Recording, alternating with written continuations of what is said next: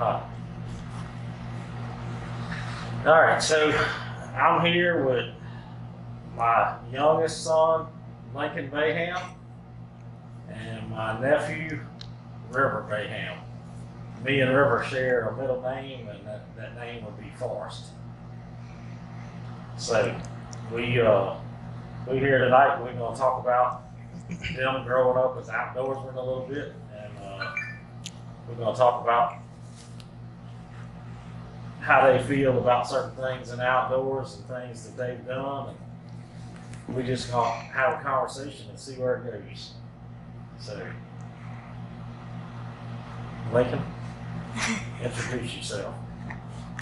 Tell them who you are. My name is Lincoln Bayham. I love hunting, fishing, love playing sports, and that's about it. Oh, come on now, that's all you got. All right, River, go ahead. Hey, I'm River Bayham. I love to fish and fish. That's pretty much my only hobbies. I like to hunt a little bit, but I fish a lot more than I hunt nowadays. So that's pretty much all I do. Yeah, don't let River fool you. He's killed enough animals I couldn't fit in the bed of a pickup truck, that's for sure. What's some of y'all's earliest memories in the outdoors? You could go as long or as short as you want to. I guess one of my earliest memories in the outdoors would probably be with you and my dad coon hunting over there across the road from my house in the cornfields and stuff. Yeah, that old silage pit and all Yeah, that. that was about as far back as I can remember. Yeah. That and fishing at the creek all the time in the 10-foot I wonder jumper. how old you was. Probably 0. What else can you remember? Some of your earliest memories? I'm pretty sure the day I was born, didn't you bring a fishing pole for me? Yes. So It was pretty much my entire life was downhill from that moment. Yeah, so for the people that don't know, the day River came home from the hospital, when he was first born, I bought him a fishing rod and a tackle box, and I propped him up and held the fishing rod up and pretended like he was fishing already. So I pretty much marked him for life. So That's about right. I remember setting hooks a lot. We used to set hooks all the time, I think, huh? yeah. Yeah, I can remember watching you fall asleep in the boat a bajillion times when we were setting throw lines at night.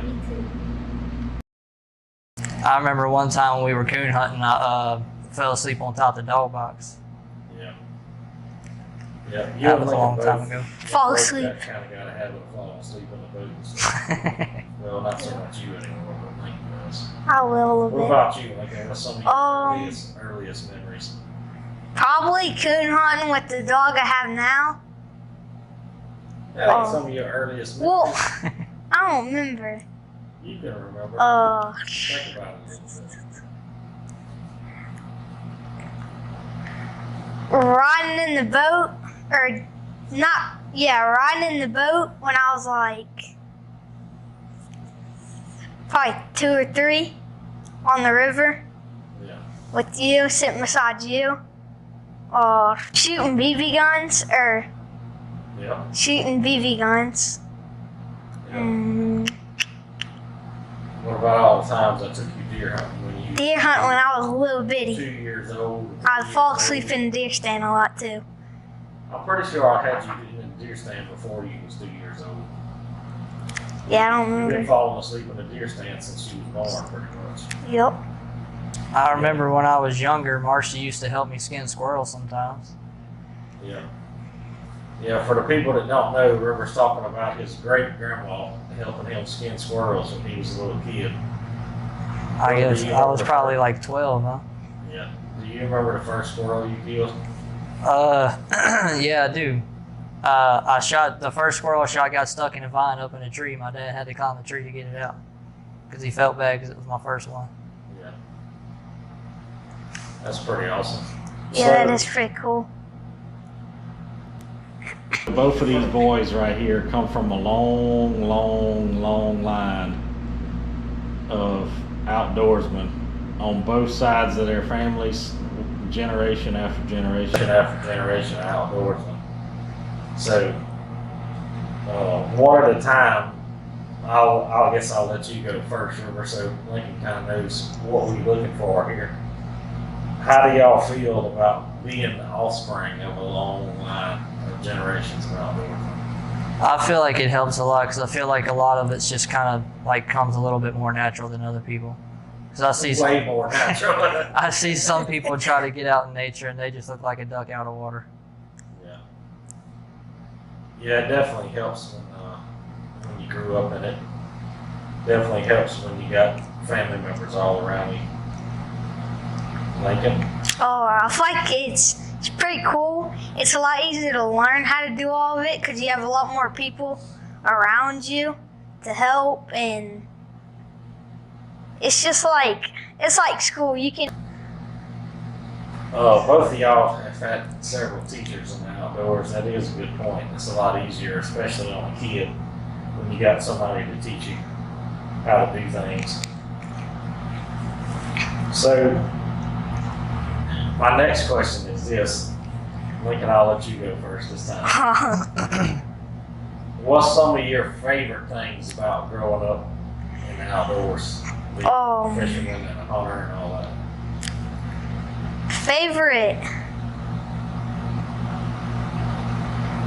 things is killing like my first animal or catching my first type of fish, stuff like that. Yeah. So you like the first time? First time's always the best. First time's always the best? Yeah. All right, so what if you kill a bigger one next time? That ain't the best? It kind of is, but I feel like the first experience, it's very enjoyable. Over your turn. Well, I guess some of my favorite things about the outdoors is it never gets old. Because, I mean, you can go to the same river every time and catch, you might catch nothing but bass one day and go and catch nothing but brim the next. Or you might go the next time and catch nothing but catfish. And you might catch all three at the same time. It's always different, which, keeps it interesting. It's not just the same repetitive action. Yeah, there's always new stuff to come. In the words of William Williams III Jr., it's always some kind of season. Anybody that watched the old Incomplete Deer Hunter knows who William Williams III Jr. is. What else, River? That's all you got? I guess another one of my favorite things about the outdoors is if you go in the outdoors and you're not super loud and flamboyant, you see a whole lot more nature than you would think you'd see in places you wouldn't think you would see nature in. Yeah. I think a lot of people miss a lot of stuff because they're not paying attention. It's like they can't see the forest for the trees type of thing. Wow. I think a lot of people just don't know what they're looking for either. Yeah, that's true. That's kind of a two-part question that goes with that. This is the next part of it. So I guess River, you can go first. What's some of your favorite sights and sounds in the woods and on the water? My favorite sound in the woods would be a turkey gobble. Or I guess technically it could also be a hoot owl because I like those too. Yeah, those sound pretty cool. Hard to beat that. Our sounds good. And then in the water, my favorite thing would probably be to hear shiners running and something slapping the top of the water. Yeah. What about sights? My rod doing this. Yeah, that's a good sight. Or seeing some kind of animal I could bag while I'm hunting, some kind of game. Yeah. My heart starts racing every time I see something I can shoot. That's a good answer. What you got, Lincoln? Oh, sound, definitely a turkey gobbling. Nothing beat. Turkey gobbling. It's just, it gets me way more excited than hearing like a squirrel start barking or something like that. Yeah. Just my heart starts racing when I hear it.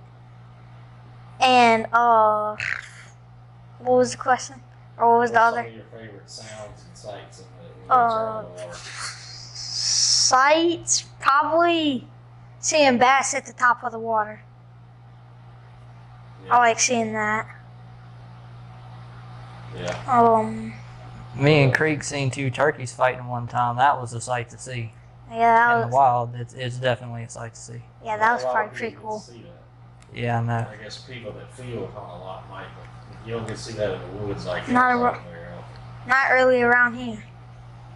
What else, Nick? Oh, that's it. That's it. Yeah. That's pretty good answers. So, if you had to pick one thing in the outdoors that gets you excited, like that one thing you could, if you had to pick one thing you had to experience the rest of your life over and over, what would it be? Like Turkey hunting. turkey hunting? Yep. Yeah. I could. It'd be hard, but I think I could live without fishing and hunting, deer hunting. Yeah. Oh, What about you, River? I think I'd have to say bass fishing because there ain't no season on bass fishing. I could do that every day of my life if I want to. Yeah. It's a good answer. Yeah. That's good answers. Good answers. All right, so let's get into this. Growing up the way y'all did, around the people y'all did, River especially, you since you've been at it longer, was there ever times when you felt like you had to prove yourself to the outdoorsmen around you?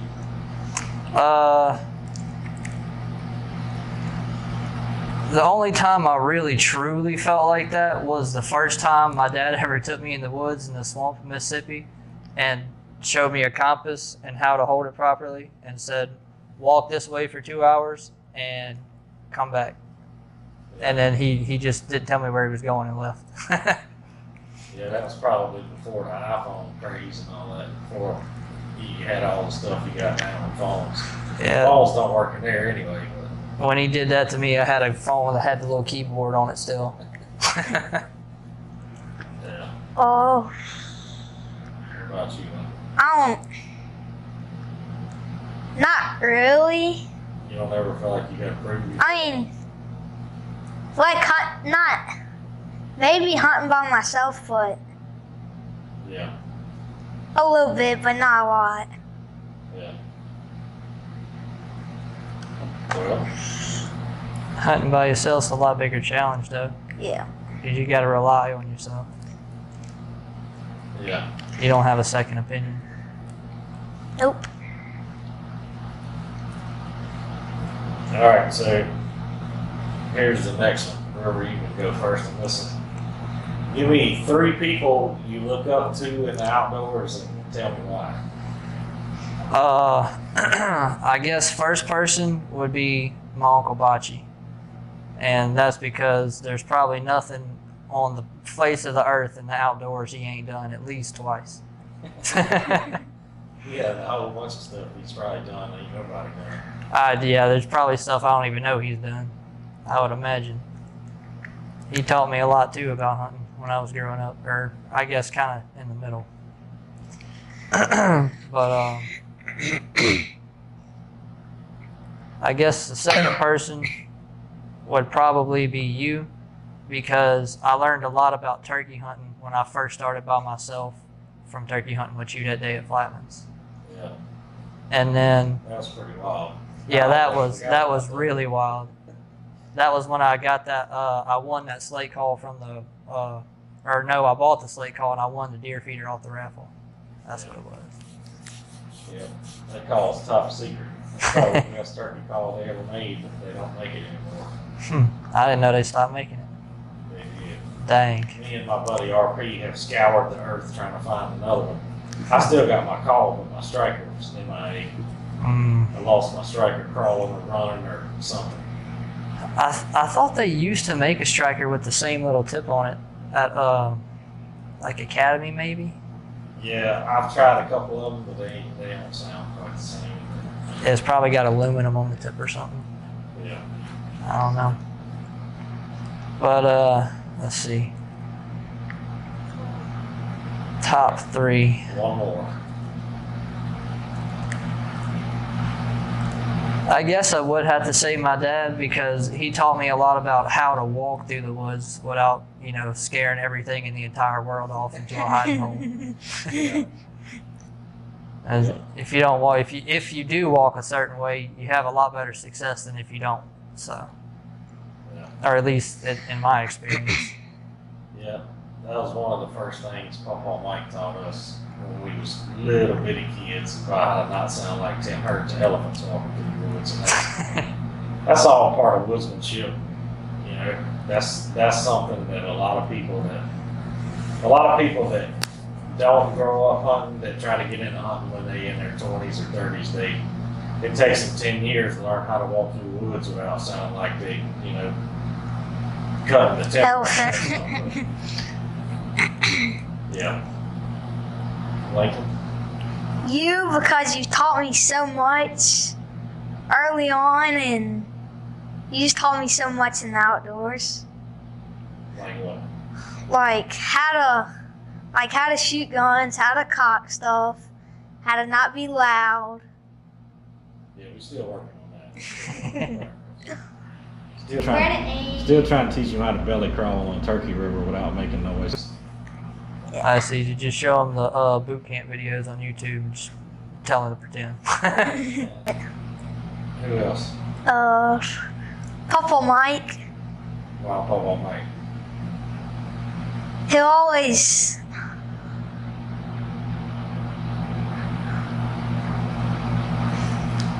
come back to him. Come back to it. Yeah. Okay. I think everybody does.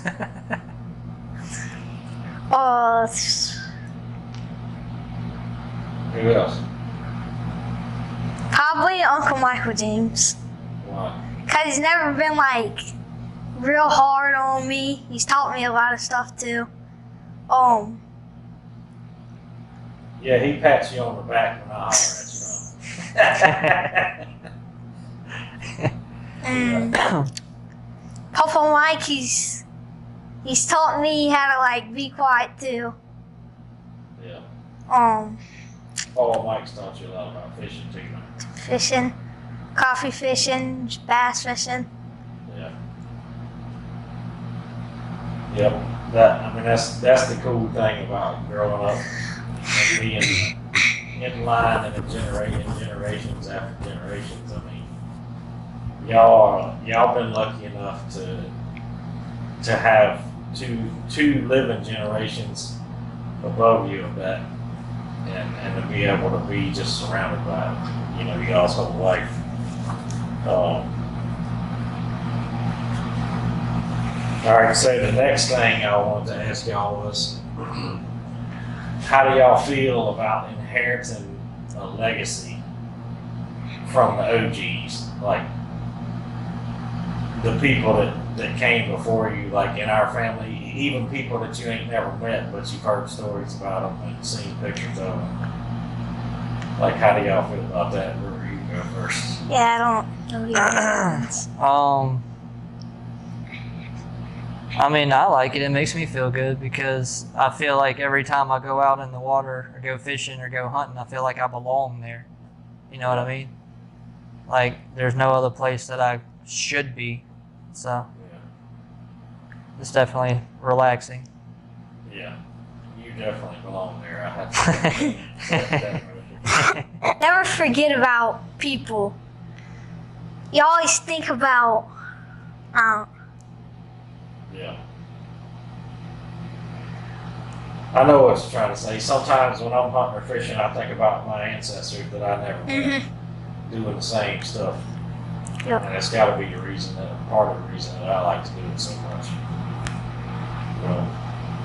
Yeah. People that's watching this that don't know us, we got a little bit of everything in our bloodline. We got French, we got Native American, we got Irish, we got a little bit of everything in there. So there's all kinds of different outdoor skills that's been passed down in our heritage over the years. And sometimes I find myself doing certain stuff and I'm like, oh man, I wonder why I like this so much. And then I'll start thinking about maybe somebody that was one of my ancestors might have been the same way. That might be why I like doing the stuff that I like doing so much. somebody in our family really, really liked turkey hunting back in the day. They had to.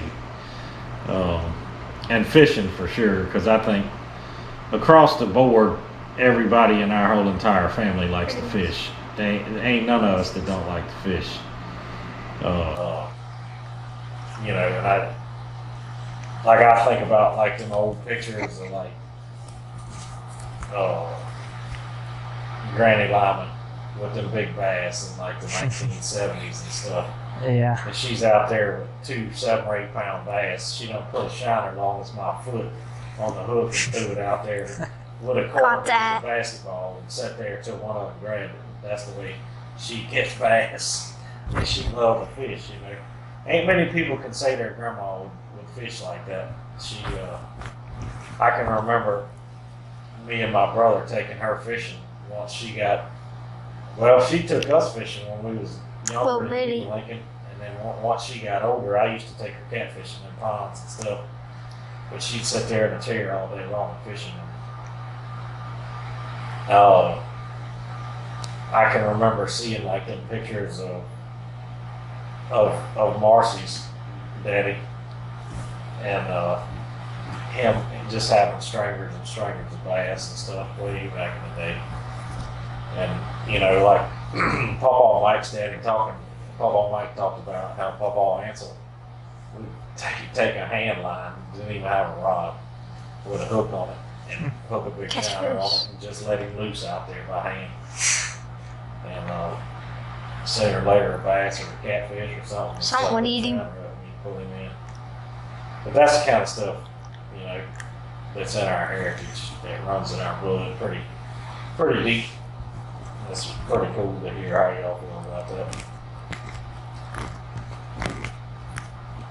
Alright, so this has kind of been a quick, to the point interview. We just kind of getting our feet wet. We definitely going to do a part 2 to this with some whole different questions and all of that. So I'm gonna let both of y'all tell one story about your favorite hunting or fishing trip ever. And tell us why it was so good and why it's your favorite. Lincoln, you go first. Oh, You want her to go first? it's gonna take me a minute though. I don't even remember what river it was on, but that float where we go park up in Mississippi, wherever. Okay, well, the Boga Chitta float we made like years ago. Yeah. It was I think it was just me and my dad. We was out there in a secluded area. Nah, go ahead. But I think it was just me and my dad in a john boat, and it's like the bottom fella. It was, in the words of my great grandma, it was raining like a cow peeing on a flat rock. And we was up in the middle of the river, and my dad and me weren't really getting any bites anymore. And then I put on a buzz bait, a lunker lure, and I'd never really caught fish on it before. But that one trip, only while it was raining, I caught the crap out of them. Well, yeah, I caught the crap out of them on that thing. That was probably my favorite trip ever. Yeah, that was on the AV River. Yeah, I remember him telling me about that. He said that buzz bait was all y'all could catch him on. It was fun. Oh, probably killing my first turkey, which was this past year. We had so many birds gobbling, it was so chaotic. Yeah, we was definitely in a secluded area that day. So tell the story. Birds started gobbling a little later, not a little later than normal. And we kind of had an idea where they were roosted. We get in there, the birds gobbling everywhere, and then a little time goes by and Mr. RP hears something walking behind us, and he slowly peeks his head around, and there's a big old gobbler, and he was right behind us, came up right behind us. I couldn't get my gun around. There was no way I could have shot him. So we were all just sitting there, talking, kind of mad, aggravated, and then Mr. RP calls one more time, and one Jake gobbled. A Jake gobbled. And then he calls one more time, and the Jake gobbles again. And my dad was like, well, we probably should set back up. Because we were like kind of taking our stuff off. And the second time he gobbled, he sounded like he was getting a little closer. And finally, I see him out the corner of my eye. And I had gloves on at the time. And I was trying to take my glove off. We had a decoy up there. He was spurring the decoy. I trying to get my glove off. I finally get my glove off. And Mr. RP's like, get your gun up, get your gun up. And I hurry up, cock my gun, and shoot him. And he just dropped. I was like, You was excited? I was really excited. Yeah, you were shaking, I remember. Yeah, I couldn't. I was about to chew my own arm off, wondering why you didn't have your gun cocked and shooting your turkey already, but that was definitely an exciting one. That's one I won't never forget. Me neither. That was a good answer. Alright, so If I had to pick one for deer hunting, it'd be killing my first deer. With my pretty much my first shotgun. A 410. yeah, ain't many people say they killed one with a 410. Yeah, that's true. That was pretty cool. Rivers killed a few with a shotgun too. We won't get into that. That was in a secluded area also. Oh, good Lord. Alright, so what are some things that y'all would hope to pass on to y'all's kids or grandkids about the outdoors?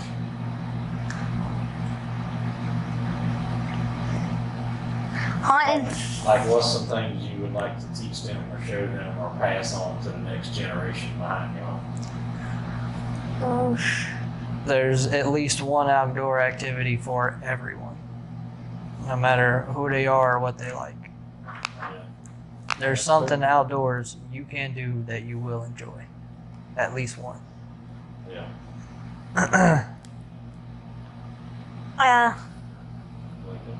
I don't. Boy, no. What's some things you'd like to pass on to your kids about the outdoors? Probably.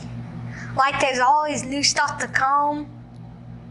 And, like, basically the outdoors never gets boring. Yeah. I know for me it never gets boring. And like River said, there's always one thing in the outdoors someone can Yeah. do and they'll like it. Yeah, there's a lot of different stuff you can do. It ain't just hunting or fishing either. It's we do a lot of artifact hunting and creek walking and all that kind of stuff. So there's definitely a multitude of different things you can do. So I'm gonna throw a curveball at y'all. Oh. We're probably gonna wrap it up pretty quick, but the name of this series is called Legend Epics. Do you consider yourself an outdoor legend, or do you see yourself becoming one, and why? I don't consider myself one yet, 'cause I'm still very young.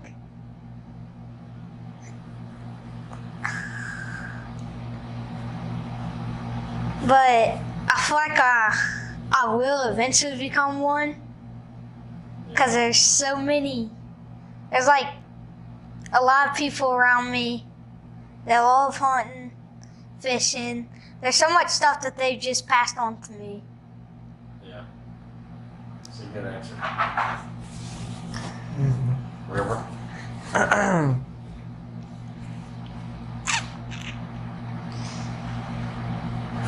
What was the question one more time? Do you consider yourself an outdoor legend, and why? Legend. I guess at this point I would say I would, but if I'm not, I gotta be pretty close. I've done some pretty legendary things I would consider, I would suppose. but I'm definitely not a scrub. So I would think if I'm not there, I'm right on the cusp.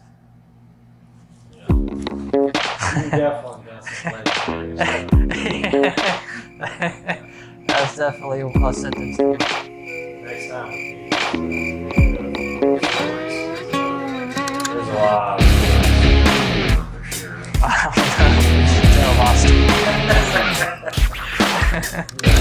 Remember,